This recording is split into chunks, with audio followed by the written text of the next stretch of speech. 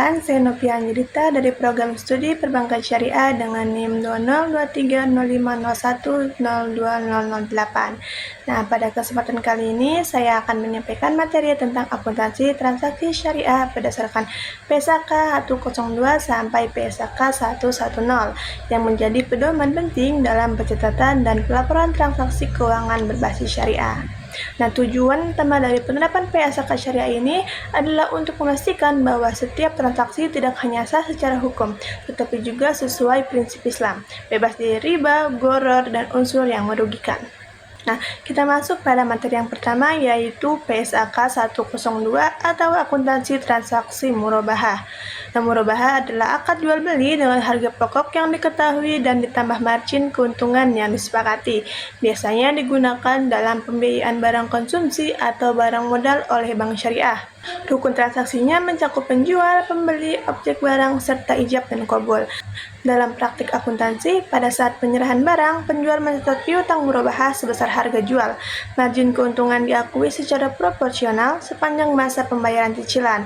Jika ada uang muka, dicatat sebagai pengurangan piutang, bukan pendapat langsung. Nah, hal ini menjaga prinsip keadilan dan transparansi. Kita masuk pada materi yang kedua, yaitu PSAK 103 atau akuntansi salam dan salam paralel. Nah, salam adalah akad jual beli di mana pembayaran dilakukan penuh di awal, namun barang baru diserahkan di kemudian hari. Nah, ini sangat umum untuk pembiayaan sektor pertanian. Nah, ketentuan syariahnya menekankan bahwa barang harus spesifik, tidak boleh diserahkan saat akad, dan harus ada kejelasan tempat dan waktu penyerahan. Nah, rukunnya meliputi pihak-pihak yang berakad, objek, harga, dan waktu penyerahannya. Dalam penjurnalan, ketika pembayaran diterima, dicatat sebagai utang barang. Nah, pendapatan hanya diakui saat barang diserahkan. Bila bank melakukan salam paralel kepada pihak ketiga, transaksi ini harus dicatat secara terpisah. Nah, masuk ke materi yang ketiga, yaitu PSAK 104 atau akuntansi istisna dan istisna paralel. Istisna adalah akad jual beli di mana barang dipesan terlebih dahulu dan akan diproduksi atau dibangun belakangan. Nah, cocok untuk pembiayaan proyek seperti pembangunan rumah, jembatan, dan infrastruktur lainnya. Ketentuan syariah memperbolehkan pembayaran dilakukan bertahap. Barang harus jelas spesifikasinya dan waktu penyelesaiannya. Pengawasan syariah sangat diperlukan karena proyek perjalanan rumit. Nah, Dewan Pengawas Syariah bertugas mengawasi kesesuaian syariah sepanjang proses.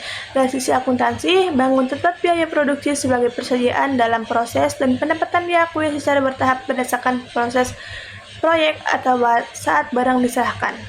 Materi keempat, yaitu PSAK 107 atau akuntansi ijaroh dan IMBT.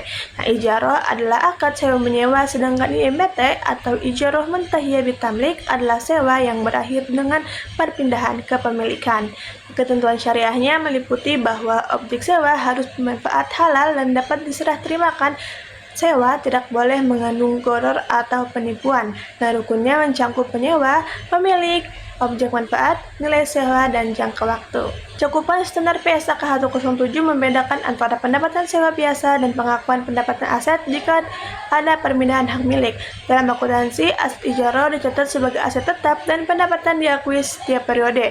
Jika terjadi IMBT, maka di akhir masa sewa, perpindahan kepemilikan dicatat sebagai penjualan aset. Nah, kita masuk pada materi kelima, yaitu PSAK 109, akuntansi dana zakat, infak, sedekah, dan qard. Zakat adalah kewajiban yang harus dikelola oleh lembaga amil.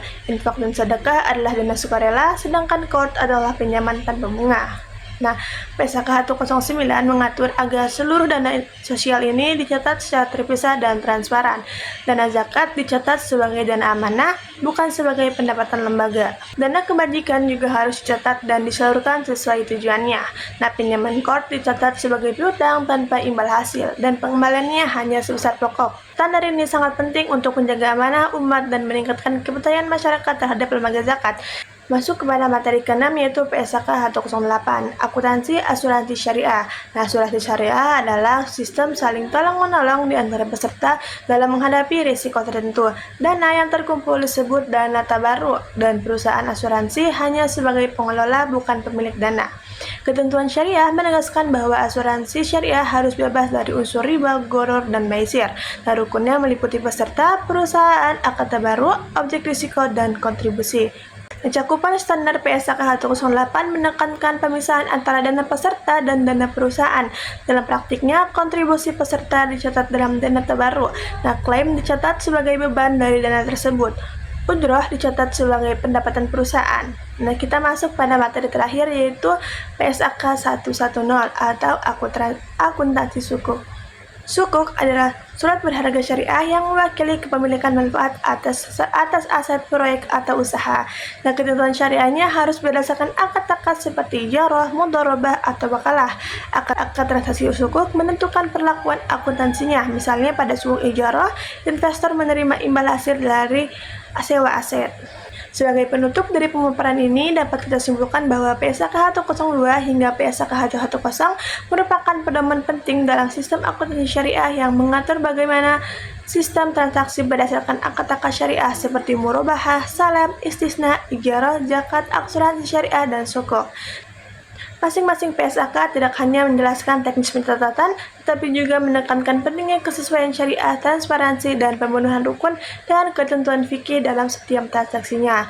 Standar-standar ini membantu lembaga keuangan syariah untuk menyusun laporan keuangan yang profesional, akuntabel, dan dapat dipercaya, serta menjamin bahwa setiap transaksi terbebas dari unsur yang dilarang dalam Islam seperti riba, gharar, dan maisir. Nah, semoga apa yang saya sampaikan hari ini bisa bermanfaat dan menjadi motivasi kita untuk terus belajar, memahami, dan mengamalkan prinsip-prinsip keuangan syariah. Sekian dari saya ucapkan wabillahi taufiq wal hidayah. Wassalamualaikum warahmatullahi wabarakatuh.